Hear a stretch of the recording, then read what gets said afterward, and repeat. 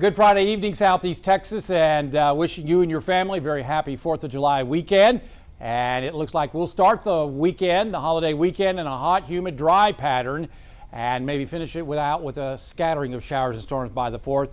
And then we'll start really amping up the amount of moisture in the atmosphere, so it looks like a wet pattern with cooler temperatures expected the middle and latter part of next week. Another heat advisory is going to be in effect for Southeast Texas tomorrow, with heat indices around 110 degrees again. We'll see highs mid to upper 90s, no rain expected, with an extreme UV index of 11. So don't forget the sunscreen if you're going to be out this weekend at the pool, at the lake, or on the river. So here's what we expect on Saturday: mid to upper 90s, no rain, and lots of sun. For Sunday, maybe an isolated late day storm. Many of us won't see it.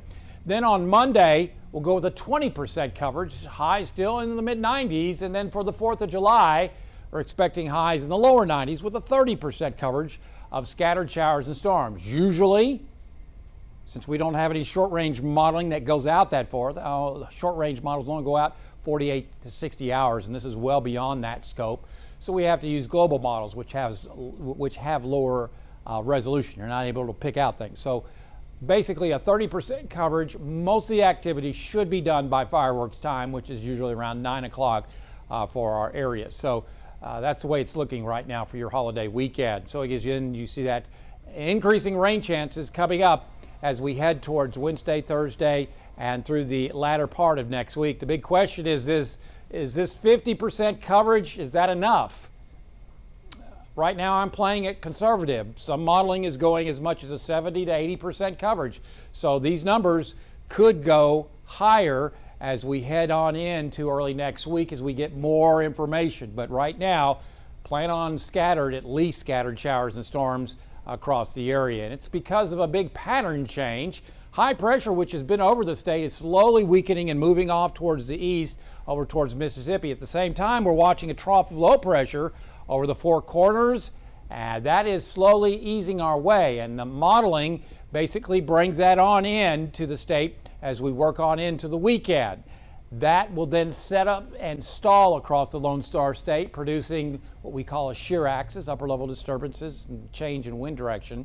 Now, as we work on in to the middle of next week, look at this surge of moisture lifting up into Southeast Texas straight out of the Caribbean. So that, with the lack of capping and also upper level disturbances, looking like a wet pattern along with abundant cloud cover, so that'll lower afternoon high temperatures across the area. Tonight, looking at mostly clear to partly cloudy skies as we see low temperatures in the mid 70s to near 80. Then tomorrow, high temperatures will once again return into the mid to possibly upper 90s under partly cloudy skies. No rain expected.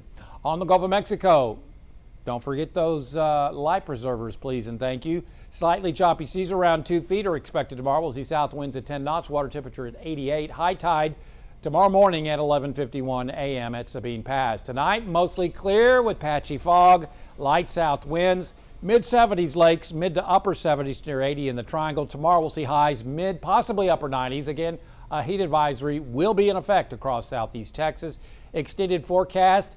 Maybe a late day, isolated storm on Sunday, but those high temperatures coming on down as the high moves away. We'll go with a 30% coverage coming up on Tuesday, and then with the surge of moisture really moving in off the Gulf of Mexico, again, is it going to be a 40 or 50% coverage, or is it going to be more like a 60, 70, or 80% coverage? One of those days could have that, and we may not get out of the lower 80s one of those days that we do have a 70 or 80% coverage. That's the way it looks at this point. Download our app, follow us on Facebook and Twitter, and as always, there's more weather at 12newsnow.com.